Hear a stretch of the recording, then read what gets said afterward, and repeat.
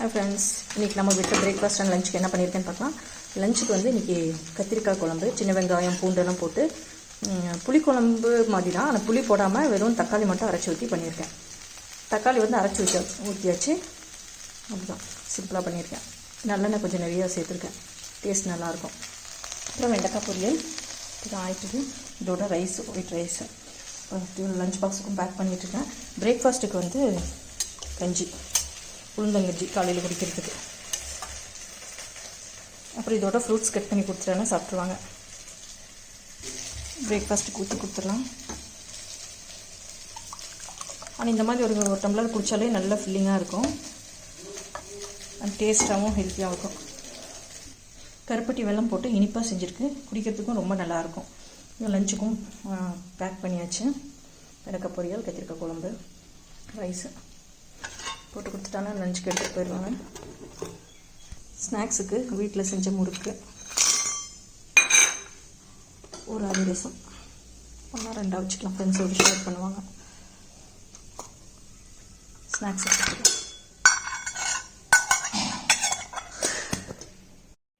தீபாவளிக்காக நம்ம வீட்லேயும் கொஞ்சம் நிறைய பலகாரங்கள் செஞ்சுருக்கோம். ரொம்ப சிம்பிளாகவும் ஈஸியாகவும் செய்கிற மாதிரி இருக்கிற பலகாரங்கள். அதிரசம் கொஞ்சம் செஞ்சுருக்கு, கருப்பட்டி பாகு போட்டு. ஆக்சுவலி இது ஊற வைக்க கிடையாது, ஊற வைக்காமல் அப்படியே மிக்ஸ் பண்ணி கொஞ்ச நேரம் மட்டும்தான் ஊற வச்சுருந்தோம். அப்படியே போட்டாச்சு, ரொம்பலாம் ஊற வைக்கல. பாகு கொஞ்சம் திக்காக காய்ச்சிட்டோன்னா அப்படியே மிக்ஸ் பண்ணிவிட்டு எடுத்து போட்டுக்கலாம். அந்த மாதிரி தான் செஞ்சுருக்கோம். அப்புறம் மிக்சர் செஞ்சுருக்கோம். இதில் கொஞ்சம் நிறையாவே கடலெல்லாம் வறுத்து போட்டு செஞ்சுருக்கு. பூந்தி செஞ்சுருக்கோம். பூந்திலையும் நிறையா வேர்க்கடலை, பொட்டுக்கடலை, கேஷ்யூநட் எல்லாம் வறுத்து போட்டு கருவேப்பிலை நிறையா போட்டு செஞ்சுருக்கு. இதோட முறுக்கு, அரிசி முறுக்கு. அரிசி முறுக்கில் பொட்டுக்கடலை பொடி போட்டு நெய்யில் மிக்ஸ் பண்ணி பிசைஞ்சு போடுறது. இந்த மாதிரி போட்டிங்கன்னா ரொம்ப கிறிஸ்பியாக இருக்கும், சாஃப்டாக இருக்கும். தொடுறதுக்குள்ளே அப்படியே உடையிற மாதிரி. இந்த மாதிரி செஞ்சிட்டோன்னா குழந்தைங்களுக்கு கூட நான் ஈஸியாக சின்ன குழந்தைங்க கூட நல்லா சாப்பிடுவாங்க. வீட்டில் செய்கிறதுனால ஹைஜீனிக்காக நம்ம செய்வோம்.